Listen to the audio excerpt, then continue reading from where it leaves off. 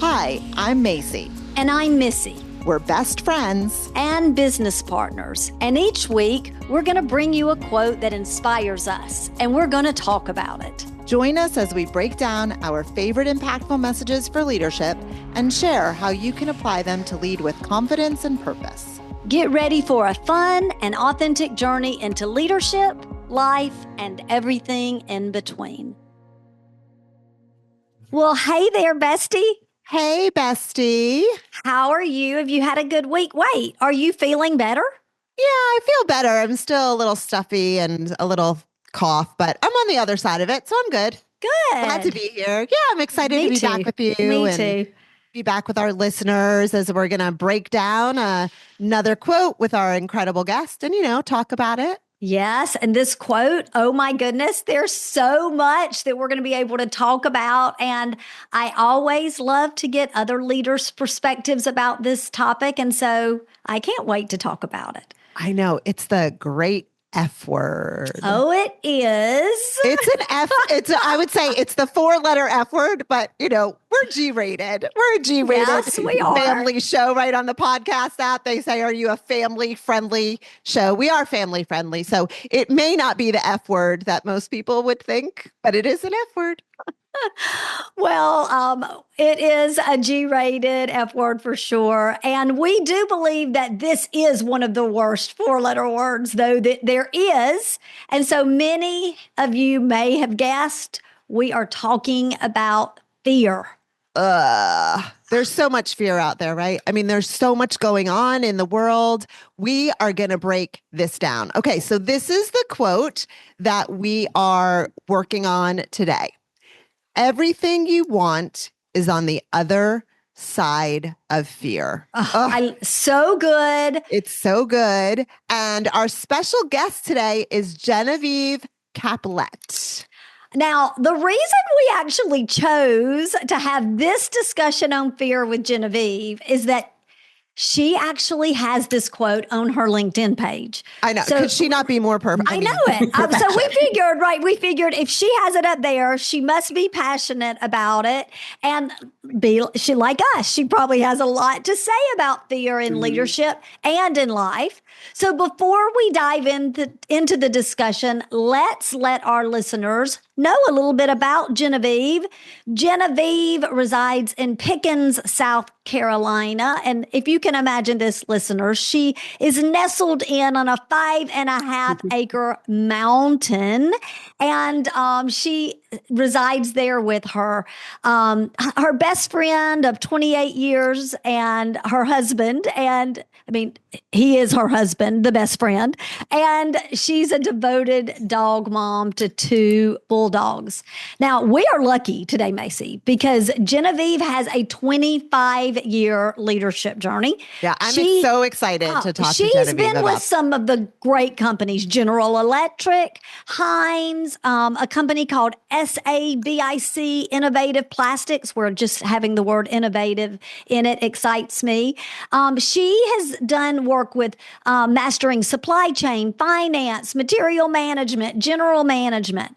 She's currently at Michelin, where Genevieve, you've been there over a decade, right?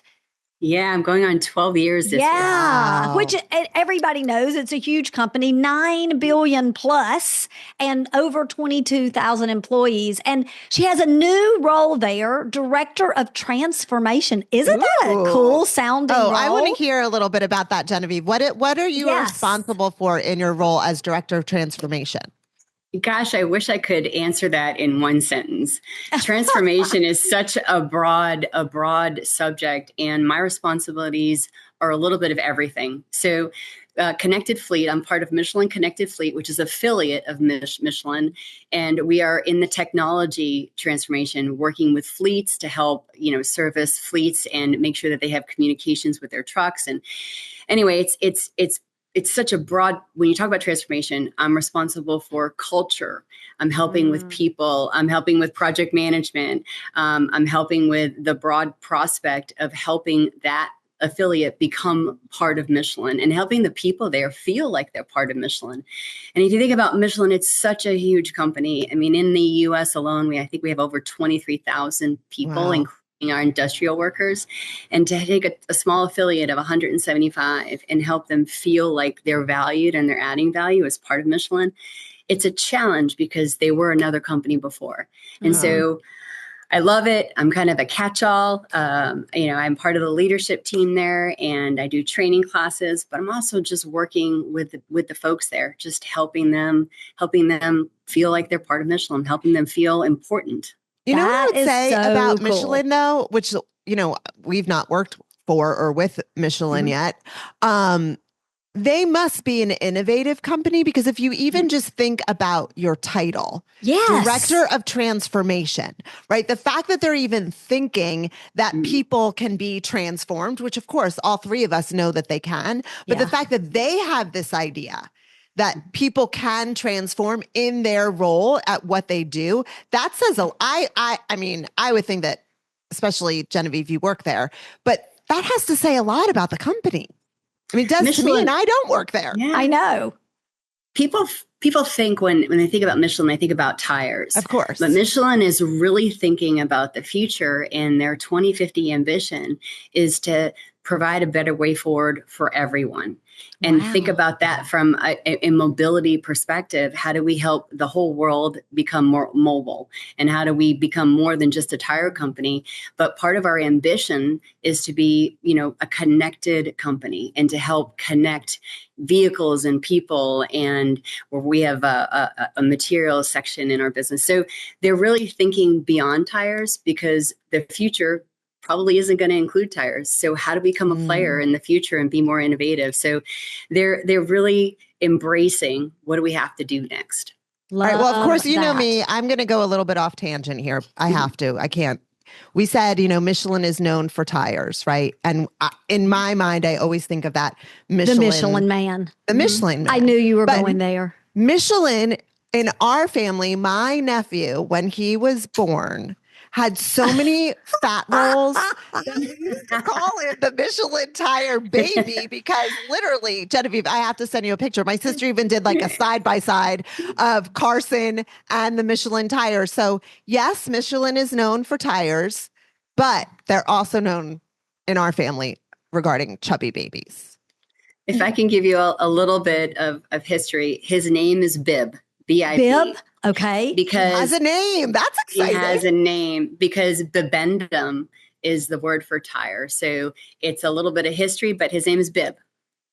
Well, thank you. I think You're our listeners, welcome, listeners. Yes. What? How about that? Now you can maybe win at Trivial Pursuit. Does anyone play Trivial Pursuit anymore? I don't know. I think they have big tournaments and stuff for people that might be who do like that. a trivia question one day. Well, Macy, we do a lot of work in the tire industry. We'll have to use that maybe as a fun door prize to see who knows that trivia. Yes. Wouldn't that be fun? Well, ladies, there's a lot for us to cover. So I say let's just dive in. I'm so excited to get into this conversation. I am too. So here's the thing. I think that there's two different ways that someone can approach fear, right? So the word fear, it could be face everything and run. Yes. Right? Face everything and run.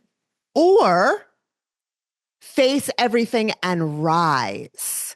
So are you going to run away from fear, or are you going to rise above it? And we know from working with clients that people, so many of them, they run, right? They opt for that first one. It's the natural human instinct, though. Yeah. That's how we're hardwired. Yeah. So as soon as something gets scared, we're like, we're out, peace out, right? Yeah. But why do you think that is, Genevieve? Why do you think people run in the face of fear? Like, why not just face it and work through it? What do you think people are afraid of? People are afraid of change, in my opinion. And I think when you think about change, it's everywhere. And in the last probably 5 years, it's become more prevalent in our life. The world has changed dramatically. How we work changes. How we communicate has changed. I didn't grow up with a computer or a cell phone in my hands. Nor did we. Just you're in good company. Nor did we. And nowadays, it's secondhand nature. So if we don't figure out how to keep moving forward and adopt and accept change, we're going to be left behind. And so I think fear today is basically driven by fear of change. Yeah. And I That's think good. that when people think about what that means, in order for us to overcome fear, we have to become a little more resilient. And what that means is we have to figure out how to be, more adaptable to change. Oh, I love that. I love that. Missy, what do you think? Why do you think people run when they're fearful? Something that Genevieve said made me kind of circle back to what I was thinking is that things are changing, but we also have more knowledge and resources at our fingertips today than we ever have before. And so people are used to getting things right. And I feel like people very often, especially in the workspace, they live in the fear that they're going to make a mistake. Right. Because everything is at their fingertips. Yes, it's at their fingertips. Available. So why would I step out towards something I'm scared of when I can stay here in my comfort zone and just make sure everything's right and neat and in its place? Right. And so I feel like when you think about the fear in moving forward, it's that fear of mistakes that holds people back. Always. But yet we've talked about it even here on this podcast before. It's that fear of mistakes that holds people back and keeps so many things from moving forward toward what Genevieve was saying. Yeah, I think a lot of times people are worried about the what if scenarios. Like, what if it doesn't go right? What if I make a mistake? What if I don't like the change? What if somebody else doesn't like it? Right. What if someone does it better? What if, and we just go on and on and on with this whole what if. And Missy, you and I have talked about this before. And I don't know, Genevieve, if you've ever heard of this, but we love to teach people to flip the script. Yes. Like, just flip that what if script and say, what if it's better? Yeah. Like, who knows? I am not, and I don't think I've ever been the type of girl that worries about change. I mean, I've moved cross country. I've moved to states that I didn't know anyone. We've done some crazy adventures in our lifetime that I don't really worry about change. And I think it's because I've always had that mindset of what if it's better? If I don't take the step, then I'm not going to know what's on the other side of it.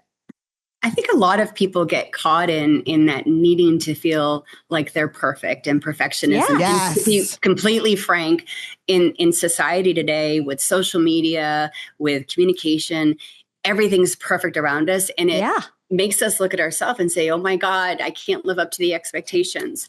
And so I think when you think about the challenges that brings about, the first thing that we have to do, it's called the perfectionist fix, and it's embrace being non-perfect. And love that.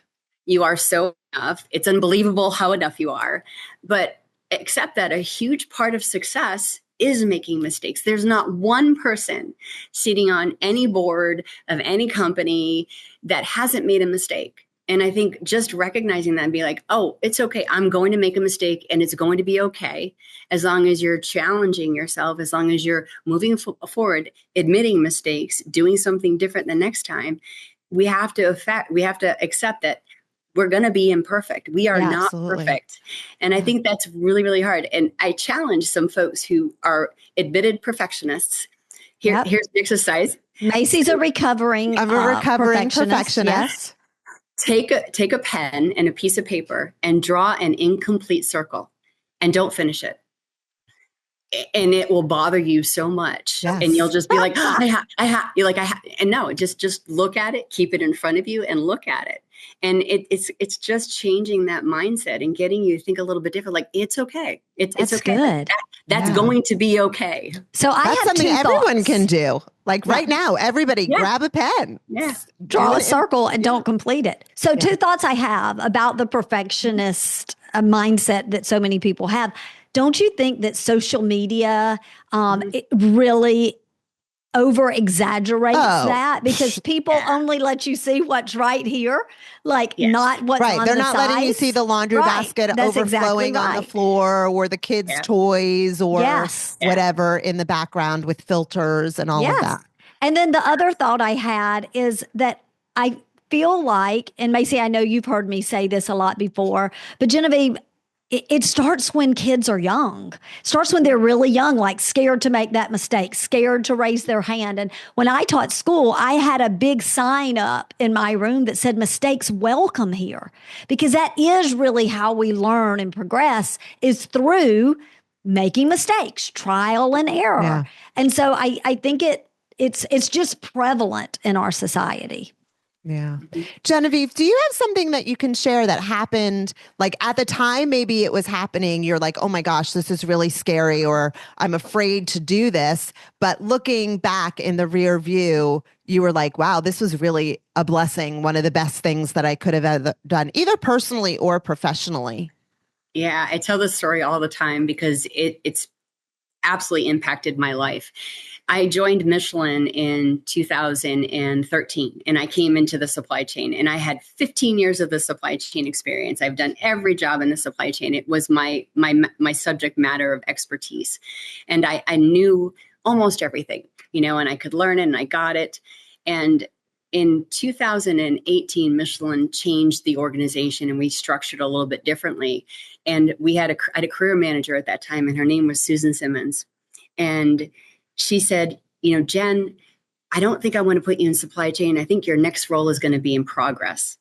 I have my black belt in Six Sigma continuous improvement. She's like, we think that you can utilize some of your skill sets, but we think you can see a bigger part of the company, a little bit more about sales and marketing, and kind of get out of that silo of supply chain.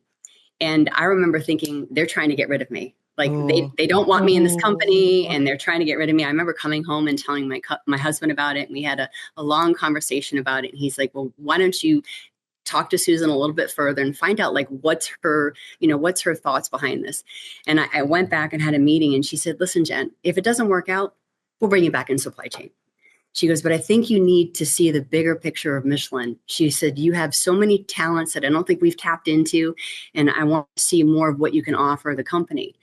That was the best thing I ever did. I was scared to death. I really was on like a 1-year timeline. If this doesn't work out in a year, I'm going to start looking for another job. And from there, I started facilitating. I started leading workshops. I started finding out more about Michelin. That led to me going into learning and development for 4.5 years, where I found my calling. This is what I'm meant to do. Right. Work with people.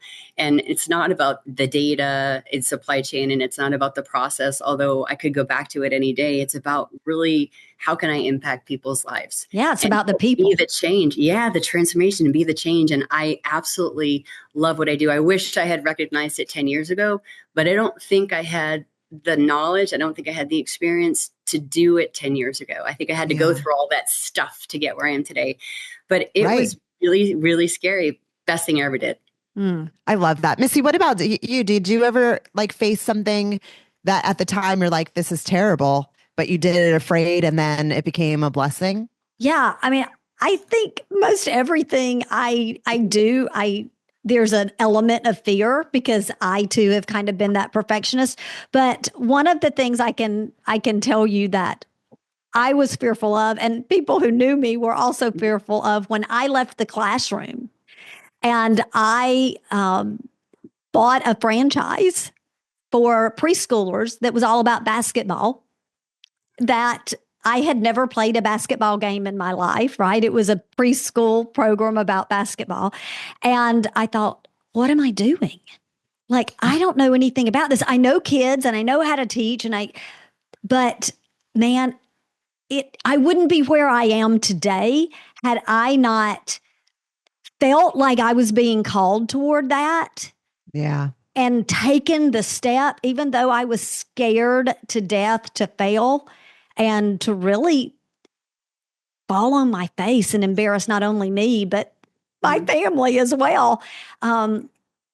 So it was something that I had fear, but I never let that fear stop me or, have me stand in my tracks and not move forward.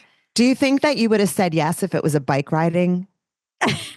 franchise. We don't ride bikes, Genevieve. Like we have not known each other our whole lives, but neither one of us have ridden a bike since we're 12. So we always just joke about how did these two girls find each other That is all so these years. funny. But I wonder if you like we have legitimate fears about being on a bike, right? So that I wonder if you would have said yes. Because I probably, no, I'm never getting on a bike. No, I probably wouldn't. I mean, I could hold a ball and bounce it, but I can't balance and pedal a bike. So it probably wouldn't have even been anything I would have considered to have to stop and think if there was a fear. Does that make sense? Yeah, it does. Do you have anything you want to share? I mean, I think for me, like, again, as I shared earlier, like my perspective about fear, like I'm not a fearful person. Like I have fears, like I don't like rats, right? I'm afraid of rats. I'm never going to have a rat as a pet or something like that. But I feel like I've always taken risks and I always do things afraid. I mean, I've moved across country. Yeah. I've taken new jobs. Like I'm up for a challenge. Now, I'm also a girl who loves her comfort zone. Like I don't like ordering something new off a menu in a restaurant for the fear that I'm not going to like what I order. But as it comes to like taking chances in life, I'm on board. Like, I always ask myself, like, what is the worst that's going to happen? It doesn't work out. All right. Well, then like Genevieve, then I learn a lesson, right? Something comes from it. What do you guys think about this? Like, do you think that your approach to fear changes as you get older? I mean, do you think that, I think it does. I think as you get older, you're more accustomed to change. But do you think because of risks that you've taken in the past and most of those outcomes were favorable, or even if it wasn't favorable, you've learned from it anyway, and you're able to use that the next time you're faced with a decision? Like, do you think that fear gets easier as you get older? I do. And I atone that to resilience. As we get older, as we age, as we have more experience, we develop resilience, and resilience becomes our coping mechanism. It makes us more confident. It makes us face our fears, overcome challenges. I think because that comes with experience, it's easier to accept change as you get older, but it's not something that you can't learn to do when you're younger. Yeah, I completely agree, Genevieve. I believe that with age, taking risk gets easier because of the experiences of doing it and having successes, and because of the experience of doing it and having failures and realizing that those failures aren't fatal. Right. But don't you think it's interesting though, because kids don't really have much fear.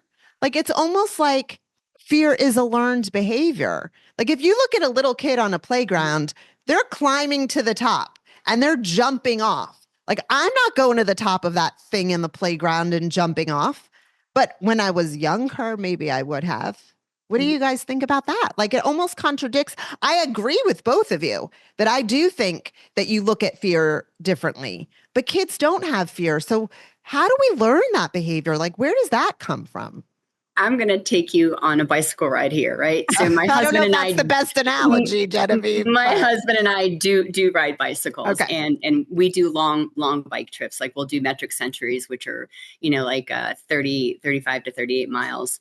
56 to 58 miles. And so we really do challenge ourselves. But when you're little and you get on a bike, there is that no fear of, I don't have to get up tomorrow. You don't think about hurting yourself.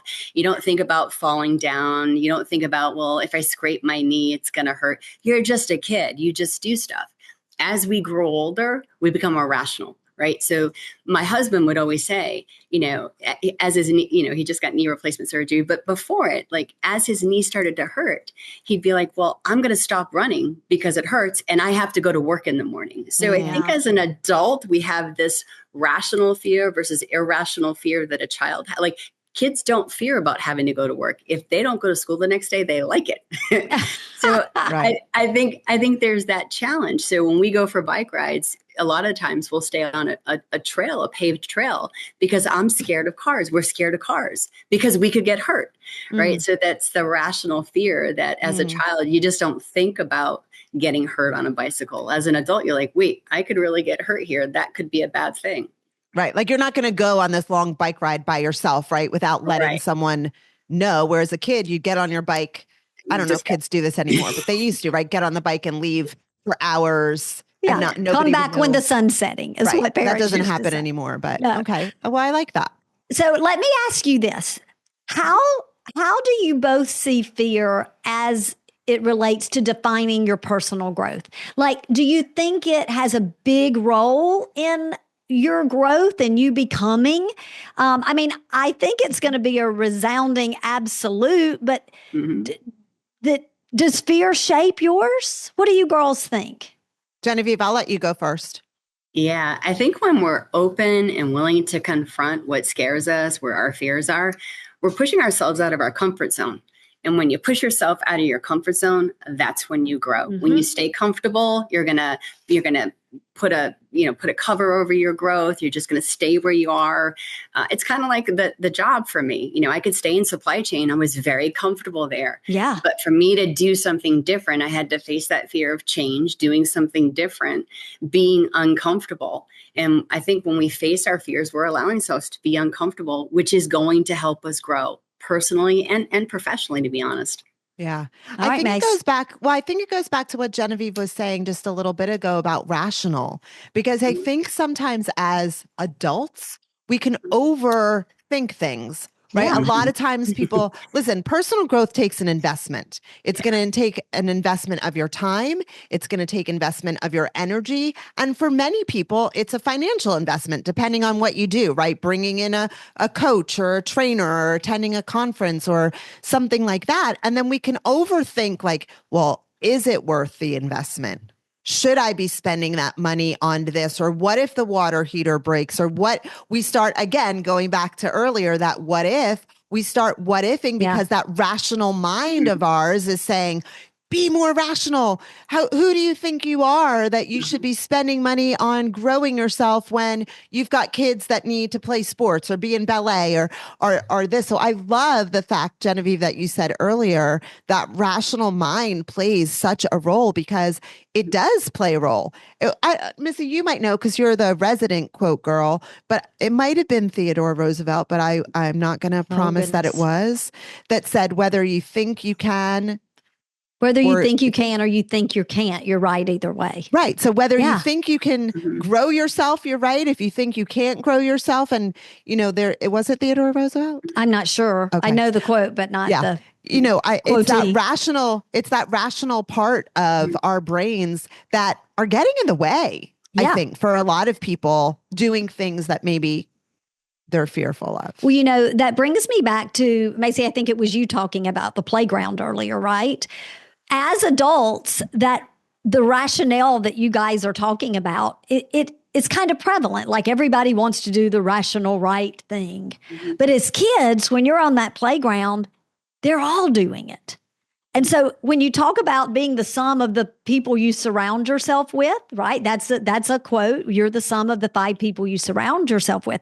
As kids, you're surrounded for the most part by kids who are out there just taking chances and having fun. But as we move into adulthood and we're trying to grow and become, oftentimes we're around people who are have the constraints that they feel like they need to have to make rational decisions. And that holds them back from being able to step forward in fear to do something that maybe they're called to do.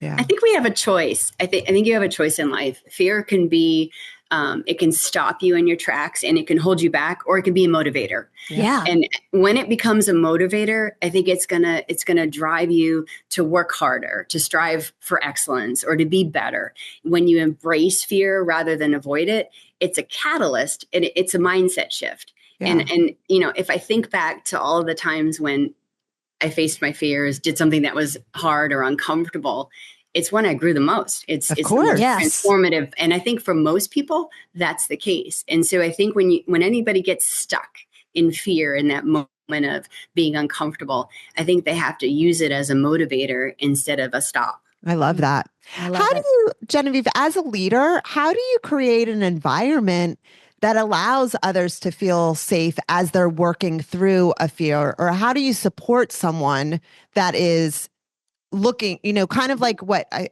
forget what you said her name was, Sam, the one that kind of pushed you? Susan Simmons. Susan, that pushed you, like she supported you through that. So as a leader yourself, how do you support your folks as they're working through their fears?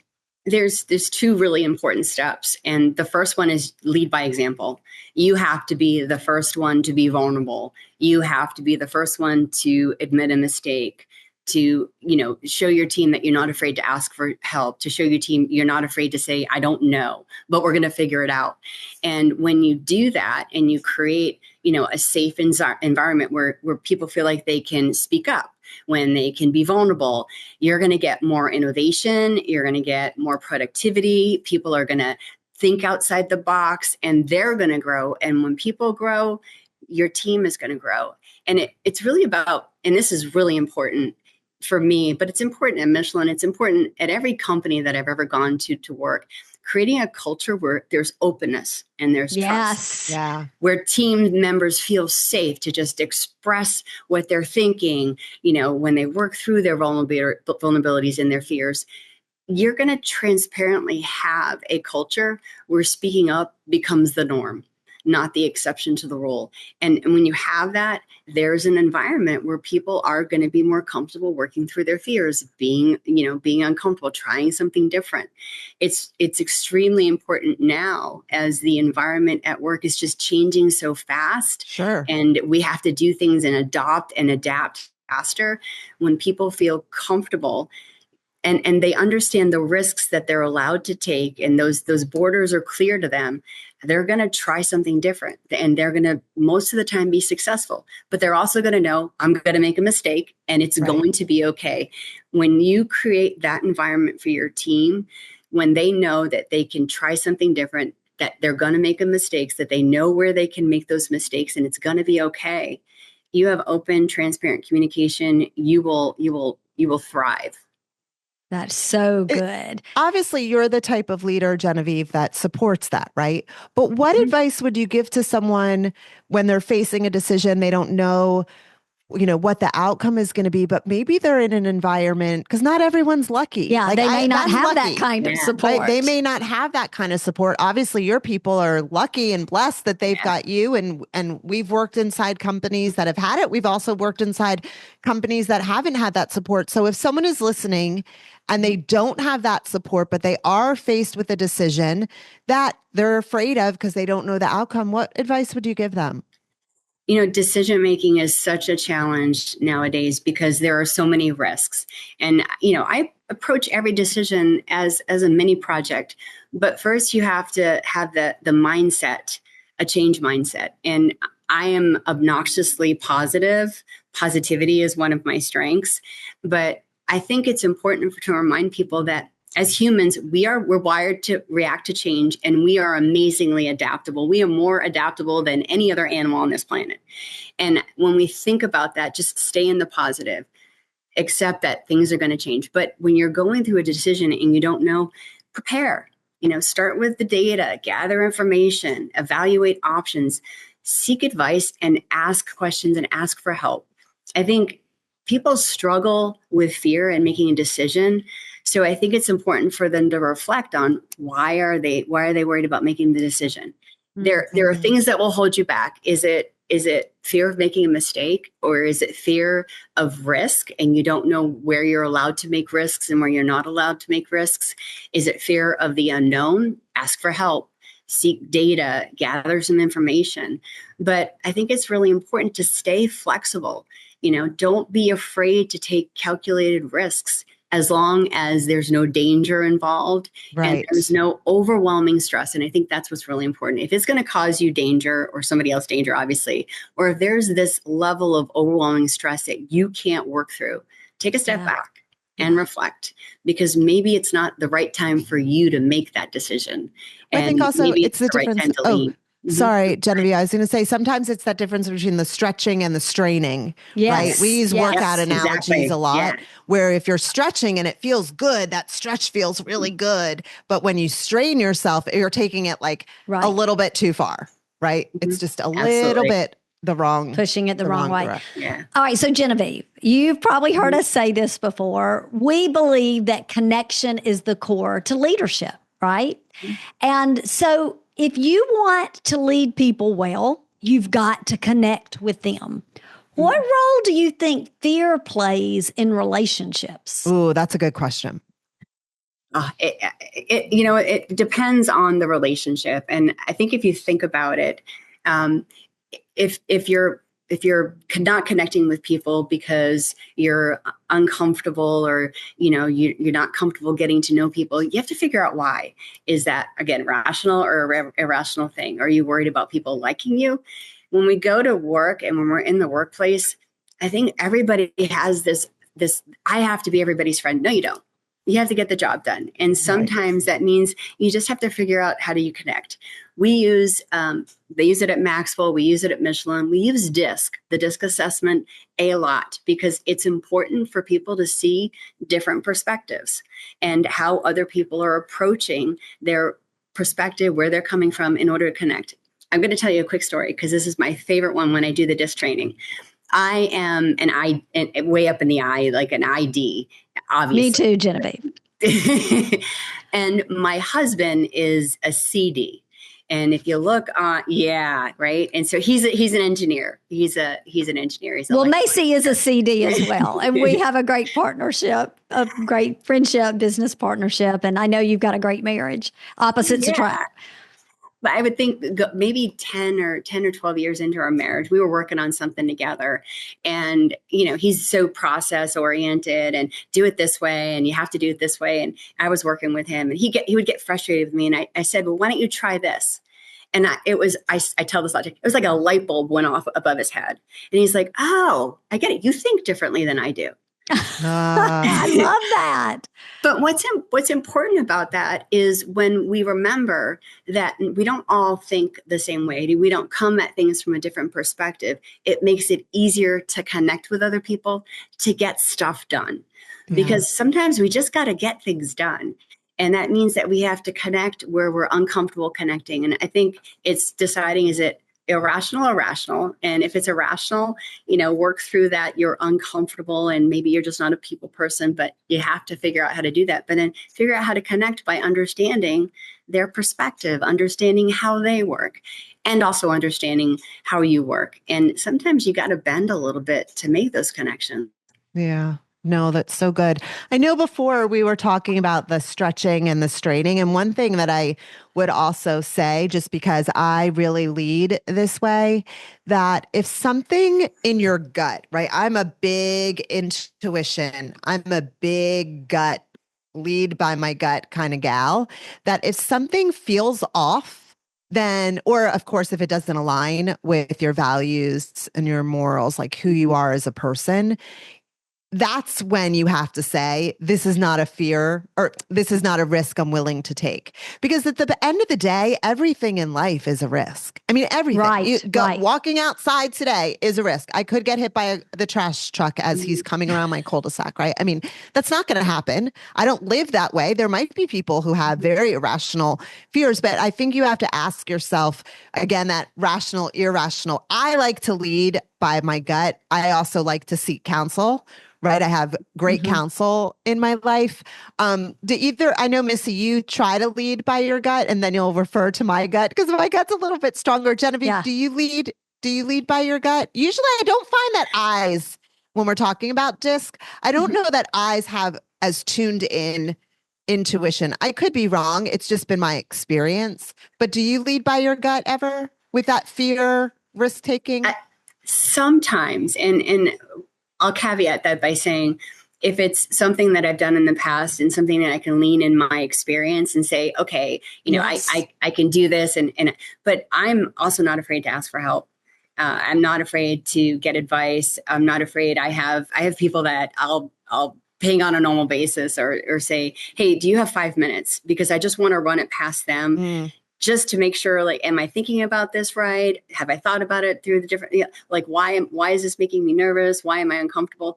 And I will be completely transparent. My husband, he's my go-to. Like, I'll run things past him and he'll be like, are you kidding me? Like, come on, Jen, you get past that. And sometimes he'll be like, you're right. Like, maybe that's not a good way to approach it. Well, I think all great leaders, when they are looking forward to taking a risk, right? They're moving forward towards something. They are consulting their gut and they're consulting wise counsel. I mean, Absolutely. I think it takes You can't both, be a great right? leader and make decisions without ever asking either for you've gotta help or take it in. guidance or support. Yeah. For Yes. sure. Well, my goodness, ladies, there has been such great things shared today. It's hard to choose just one takeaway, but here's the one I'll suggest.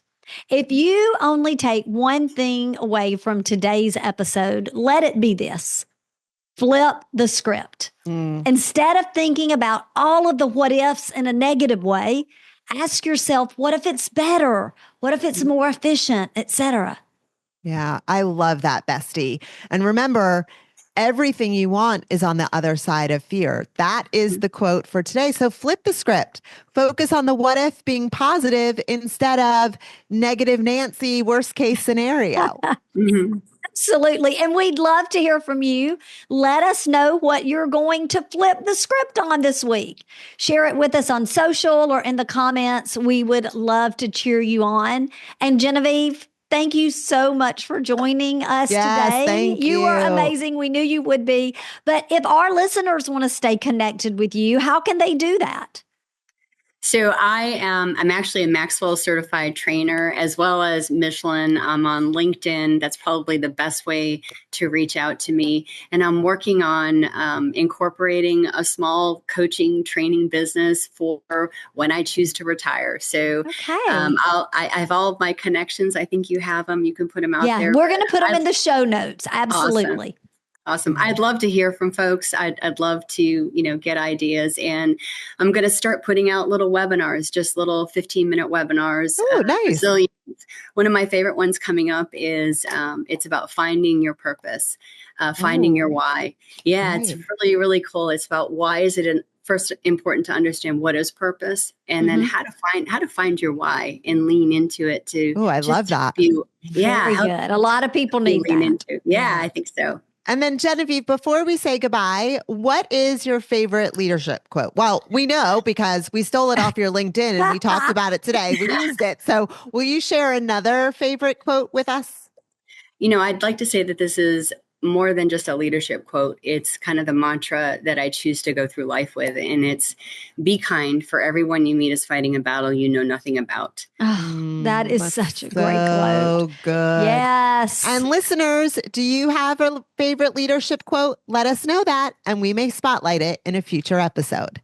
We'll be back next week with another quote and some leadership insights. And you know what we're going to do? We're going to talk about it. Bye, bestie. Bye, Genevieve. Bye, bestie. Bye. Bye, Genevieve. Thanks. Thank you. Thank you for listening. If you're enjoying this show, please show us some love by clicking the 3 dots to download the podcast, leave us a 5-star rating on your podcast app, and talk about it with other leaders to help them find the show from any of the major podcast apps. We'd love for you to follow us on social media too. Mpactful with an M _messages on Instagram and Mpactful Messages on LinkedIn.